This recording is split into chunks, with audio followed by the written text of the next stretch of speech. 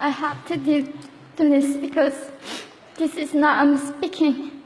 This is the people who want to tell the world what they want to say. North Korea is an unimaginable country. There is only one channel on TV. There is no internet. We aren't free to sing, say, wear, or think what we want.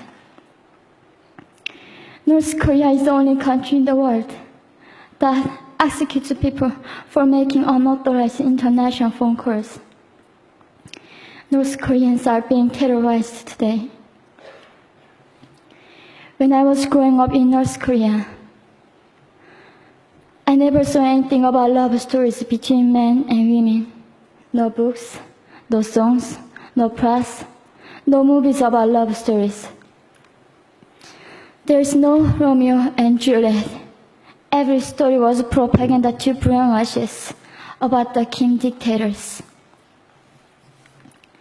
I was born in 1993, and I was abducted at birth, even before I knew the words freedom or human rights. North Koreans are desperately seeking and dying for freedom at this moment. When I was 9 years old, I saw my friend's mother publicly executed. Her crime, watching a Hollywood movie, expressing doubt about the greatness of the regime can get 3 generations of a family imprisoned or executed. When I was 4 years old, I was warned by my mother not to even whisper. The birds and mice couldn't hear me. I admitted I thought the North Korean dictator could read my mind. My father died in China after we escaped North Korea, and I had to bury him at 3 a.m. in secret. I was 14 years old. I couldn't even cry. I was afraid to be sent back to North Korea. The day I escaped North Korea, I saw my mother raped. The rapist was a Chinese broker. He targeted me. I was 13 years old.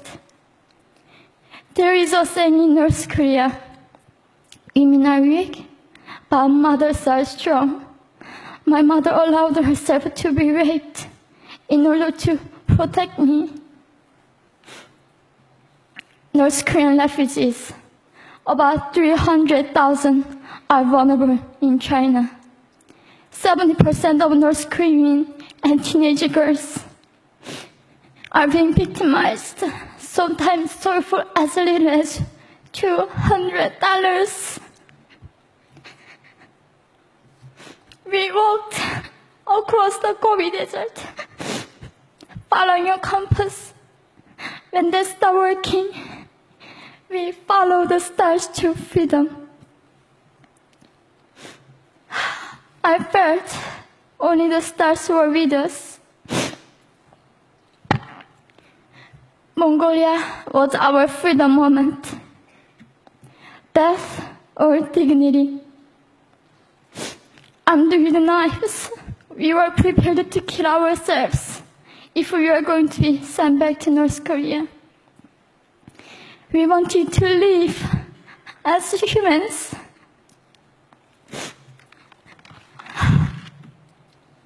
People often ask me, how can we help North Koreans?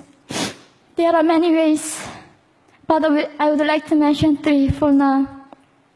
1, educate yourself so you can raise awareness about human crisis in North Korea.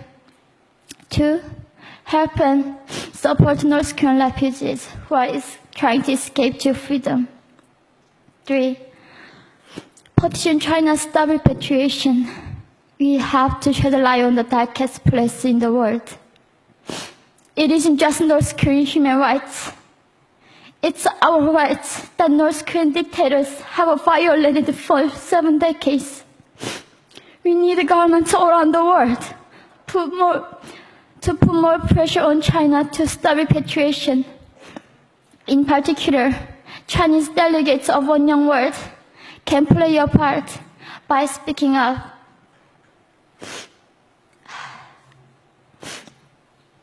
North Korea is indescribable.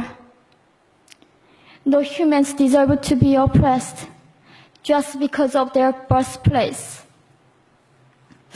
We need to focus less on the regime and more on the people who are being forgotten. One Young World, we are the ones who will make them visible. Fellow delegates, please join me as we make this a global movement to free North Koreans.